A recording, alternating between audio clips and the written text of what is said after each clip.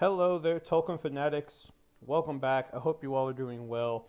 I'm here with our next army review series, and this was one that was asked for by a subscriber of the channel. So, thank you for giving feedback. I really appreciate that. Feedback really helps. Tell me what you guys want to see, what you want to hear about. So, Arnor was asked for, so here it is. I'm going to start off with a disclaimer saying that the weather, change in weather down here in the south, has definitely gotten to me. So, if I'm like hacking or coughing, I'm gonna mute my mic so I'm not just like into the mic. So if there's like a random pause in the middle of me saying something, it's because I'm hacking up along. So I'm just gonna start with that disclaimer right now. But Arnor, the fallen kingdom, the lost kingdom of Arnor, eventually reestablished in the Fourth Age by Aragorn LSR, and yeah, it's a very small army. It's only got 6 profiles, and one of them is technically not even a profile that's in Arnor. It's a Shire profile. So we'll go ahead and start with the big guy. Big, quote unquote. And that's Arvedui, Last King of Arnor. Now, Arvedui, he's a perfect medium tier hero in my opinion. Unfortunately, Arnor is not really fleshed out in the game. It's not really fleshed out neither. It is and it isn't. It's fleshed out in the Legendarium really well by J.R. Tolkien, but it's not something that's covered really well in the Lord of the Rings movies. So, not really surprising that we don't have a whole lot going for Arnor. But we do have Arvedui, Last King of Arnor, as our big, again, quote unquote, hero. And he's a pretty solid medium tier hero. I think that's the second time I've said that. But he is fight 5, which is good. Strength 4, which is, typical for a hero, for a man. Defense 6, so a little squishy there, but that's to be expected. 3 attacks, so really nice. That's really nice to have. 2 wounds. Yuck. Courage 5. And then his Might Will Fate is 3-2-1. So interesting there with that. It kind of sucks when you're big, again with the third time, quote unquote, hero, only has 2 wounds and 1 fate. So, yeah. He does come with heavy armor and a sword. He does have a pretty good amount of heroic options for a medium tier hero. And that includes strike, strength, and defense. So you can get him up to potentially strike 7 with a heroic strength. Pretty cool. His special rules include hatred for Angmar. So if you're playing against Angmar, you're going to get that +1 to wound. That's always good. Is it +1 to wound or is it a reroll once? I can't remember. I think it's +1 to wound. Yeah, it's +1 to wound, I believe. And then he has the King of the North, which is his stand fast is 12 inches as opposed to 6. So when you break, you're gonna have the ability to have him stick around. And he is Courage 5, so that's really good there because you got a pretty good decent chance of him not running away unless you're playing against something like Amar with the Harbinger of Evil with a -1. So moving along, we have Melbeth the Seer. And Melbeth is pretty much the typical caster. He's fight 3, which is pretty normal. Casting ranks usually for men are 1 point lower than their equivalent for a captain when it comes to fight value. Strength 3, defense 4, yuck. 1 attack, 2 wounds. Courage 5 again. So he's not running away anytime soon. Hopefully. 1 might, 2 will, 1 fate. He has his staff. So he is not unarmed, which is good. His only heroic is Heroic Resolve. Not bad. I'm trying to think like Heroic Resolve. I guess that would be actually pretty good against an Angmar here list. Since, that is kind of Arnor's thing. They have hatred for the most part for Angmar with their armored units. And I'll explain that in a minute when I get to the next couple models. So I guess a Heroic Resolve. For those who don't know, go check out my heroics page, and that's the one where basically, if you call a heroic resolve, you can't move. But if everybody within 6 inches, if I remember that correctly, basically gains resistance to magic. So pretty cool. But his big thing is his gift of foresight, and that's anytime an Arnor model within 6 inches of Melbeth suffers a wound, roll a d6, and on a 5 up, the wound has been prevented, exactly as if a point of fate was spent. If the wound is failed, then hero models may still use fate points as normal. So basically, he's got the old channeled version of Fury before the new edition came out in 2018. Pretty darn good. I will say this, though. I have played Arnor a number of times, and it has failed so many times for me. It's not even funny. It's sad to say, but it really has. It's like, all right, here we go. I'm going to save my war. No, I'm not. Hey, all right, here we go. Arvidui took a wound. I'm going to prevent it. Oh, no, he's not. Oh. But it is a 6-inch range. So he's just one of those guys you're just going to stick in the middle of your lines, probably behind Arvidui, and maybe if you got a captain nearby, and that's something I recommend, is getting Arvidui next to a captain. Or two. One on either side. Couldn't hurt. And trying to save wounds that way. But he's worth it. 10 points cheaper than Arvidui, Melbeth is. Not really seeing his special rule being what he's worth. Yeah, it's channeled Fury basically from the old edition, but it's 33% chance to stop wounds. Sounds really good. Until you get in the game and you start realizing that it doesn't happen all that often. For him to make up his points, you're basically going to use, I assume you're going to use his 1 point to might, not for heroic resolve, but probably for heroic movement. Yeah, I wouldn't say even a combat, and probably not a heroic, maybe a heroic shoot, maybe. But probably a heroic movement. So that's 10 of his points made up there with the usage of his point of might. So I'm trying to do this math in my head. 8 point. You gotta save 6. I don't know. You've got to save like 9 wounds in a game to make up his points. I take him. I definitely recommend taking him because there's always going to be that one game where you've got to keep Arvidui from taking a wound to prevent leader wounds, and he'll stop it. So definitely take him. Plus hero fortitude. I'm sorry I didn't mention this, but Arvidui is a hero of valor, so he's going to be leading 15.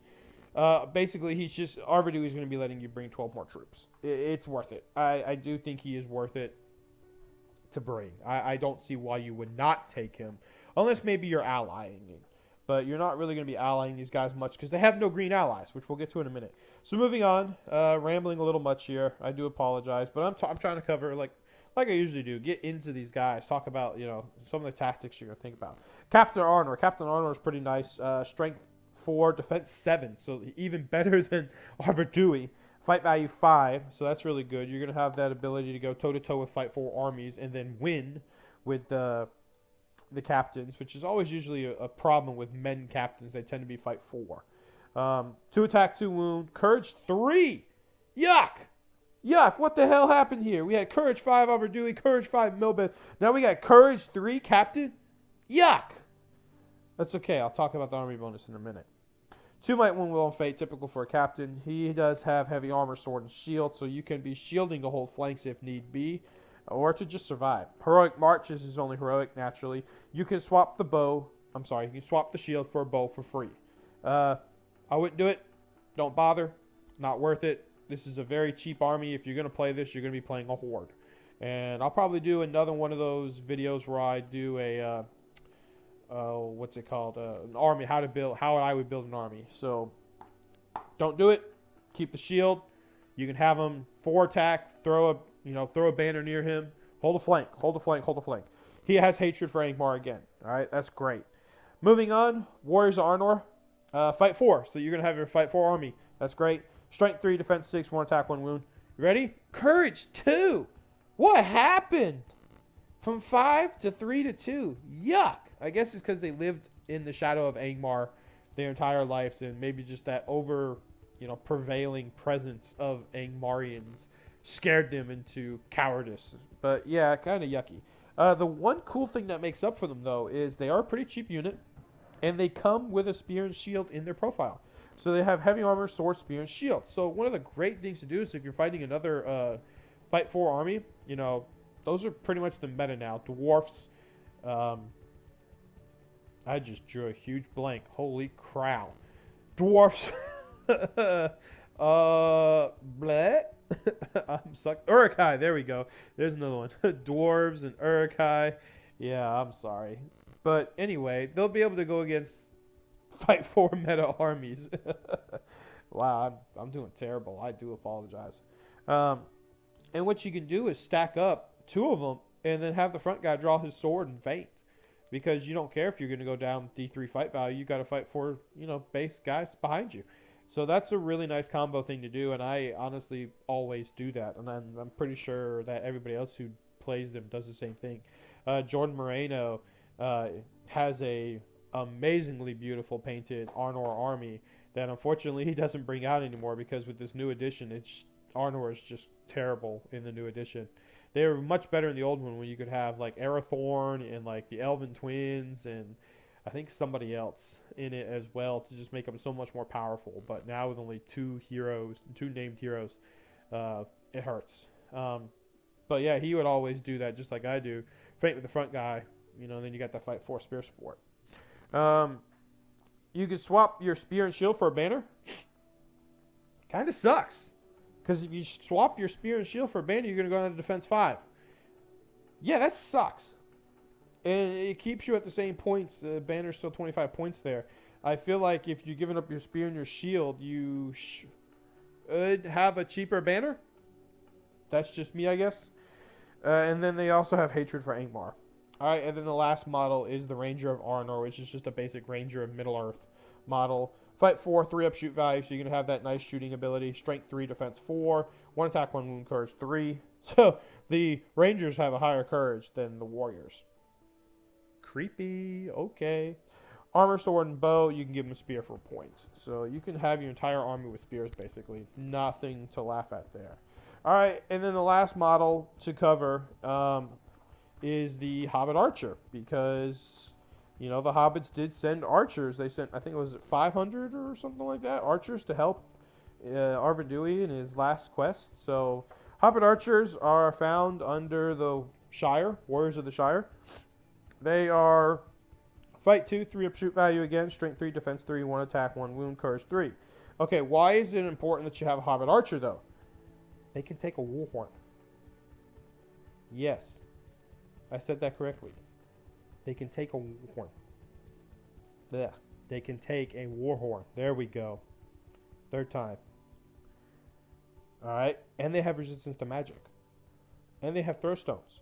I know throw stone's not a big deal, but you can take a Hobbit Archer with a warhorn, place them on an objective in domination, capture and control, breakthrough, hold that objective, shoot from that objective, throw stones from that objective, have resistance to magic if a spellcaster tries to force you off that objective, and then you're now bumping your guys that have really low courage, that nasty courage 2, now it's courage 3, like a normal man. That courage 3 captain, now he's courage 4, like a normal captain. Your courage 5 Arvidui is courage 6, same for Melbeth. So now you have courage 4 Arnor. Terra is a big thing. Terra is a thing. I strongly recommend you take a Hobbit Archer with a warhorn. Expensive, yes, I know. But, worst case scenario, you go hide him in the back of your board and just keep that courage buff. Very, very useful, especially with Terror being a thing and with Army of the Dead being a thing. The Return of the King Legendary Legion is vastly popular, and the Pelennor Fields box set definitely leads to that army being a prevalent one for new players, because it's not hard to get an Aragorn model on eBay for $5. So boom, there you go. You've got yourself an Army of the Dead for Return of the King Legendary Legion. Yeah, I highly recommend you take a Hobbit Archer, okay, with a warhorn. All right, so moving on, let's go ahead talk real quick about allies and army bonus. So army bonus, protect the king. Friendly Arnor models automatically pass courage tests whilst within 6 inches of Arvidui, last king of Arnor. Freaking amazing. All right, so they got crappy courage value. Now you're probably hearing this and going, hey, all right, cool. I got a fearless bubble, 12-inch diameter around Arvidui. I don't need to worry about no stupid warhorn. Yes, you still do. Take the warhorn, Blades of the Dead. It's still useful, okay? Still useful. I still strongly recommend taking it, even with that 12-inch diameter of fearless around Arvidui. All right, and now the key word to this is friendly Arnor models. So Arvidui gets that himself as well, because he is an Arnor model. He has the Arnor keyword, and guess what? He's definitely within 6 inches of himself. So Arvidui is basically fearless as well. Huge. All right, downside. Let's talk about alliances. All right, so Arnor, green alliances. Guess what? Ain't got none. Not a single one. It sucks. All right, so yellow alliances. For some reason, they're convenient allies with Fangorn? Okay. Somebody want to explain that to me? Go for it. Halls of Thranduil. The Kingdom of Khazad-dûm. Yeah, that makes sense. Kingdom of Khazad-dûm. Yeah, that makes sense, I guess. Lothlorien. Misty Mountains. I guess Gwahir's coming to help out. Rivendell. And that's it. Everybody else, they're impossible allies with. So, the big thing that Arnor lacks is mobility. I don't see why giving up the army bonus of Protect the King and allying in, say, Elrond and 4 or 5 Knights of Minas Tirith and Círdan is not a bad idea. And maybe give Círdan a few guys, or just a solo drop. But he's got Aura of Dismay, so he's going to put up a terror bubble himself. He's got, Aura of Command, I believe it is. So now you've got your Fearless bubble back. And then, of course, he's got Blinding Light and Enchanted Blades. And then Elrond with 4 or 5 Knights is going to give you that ability to run around the field and capture objectives if need be. And also give you some hitting power. Because Arnor is only a strength 4 army at best. Strength 7 if you channel Heroic Strength with Arvedui and then roll a 5 or 6. So I don't see it being a bad idea to go ahead and get yourself another striker with Elrond and to add 4 or 5 knights. And those knights give you the ability to, like I said, run around. And the lance bonus of +1 to wound when they charge in is going to help. So that would be my recommendation. And then having Círdan in there to throw up some Blinding Light is not a bad idea. And honestly, I think at that point, I'm not going to be taking the Hobbit Archer with the Warhorn. I know it kind of goes against what I just talked about with, take it because of Army of the Dead, blah, blah, blah, blah. But it's 30 points you could use to get Círdan, who's going to give you that Terror bubble and that Fearless bubble and Enchanted Blades. And Blinding Light. So that would be where I go. If you want to go a different route, I didn't realize this, but why not a monster? Ally and some giant eagles. Great eagles, whatever they're called. Imagine Gwahir with like 2 eagles or 1 eagle. Gwahir and an eagle just flying around. I don't they're expensive, eagles are. I don't know how much exactly off the top of my head. It's like 100 or something points. But Gwahir and an eagle, and say a basic 800 point game, because that seems to be the freaking meta now in the US. We'll say 700 points. Because I don't like 800. I think 750 is probably more fun. 7 to 750. 800, you start getting a lot of really big crap. He says as he's preparing to host a 1,000-point event. I don't know. People like that stuff. But anyway, 700 points. Gwahir and another giant eagle is, 250-ish maybe? So you're still going to have a lot of points to take. That's where you can take Arvedui and Melbeth and a captain and a Hobbit Archer and a banner, maybe 2, and just get a bunch of guys. And then you've got 2 12-inch moving giant monster eagles that are going to go in and rend things and grab objectives and all that kind of good stuff. So, yeah, that's where we're at. So, that's everything. I don't think I have much more to cover. I'm trying to think of what else. Yeah, that's it, guys. So stay tuned. Take care. That's everything I have to talk about for Arnor. Let me know what you guys want to see in the comment section below. Again, that really helps me out. So I may do fiefdoms next. I've done, let's see, 3 good armies now with like the quick Minas Tirith one, Army of Dale, and now Arnor. But I don't mind going good over evil. I'll do fiefdoms, and then I think I actually have a pretty good one to cover next for an evil army. pretty hot topic debate if I'm thinking of it right off the top of my head. But that should be everything for now, guys. Thank you very much for watching, as always. Huge shout out to all you guys who have subscribed. I've picked up a crap load of subscribers recently, which really helps me out and definitely will help you guys out, I hope. Give you more content to see as you paint away or figure out an army or whatnot. But yeah, I know this is probably like the third time I've said this now. I've lost track. But if there's something you want to see or hear about or have me give my 2 cents on, let me know. It helps me out and it helps you out. So yeah, till next time, guys, take care and enjoy all your hobbying and your Tolkien Legendarium.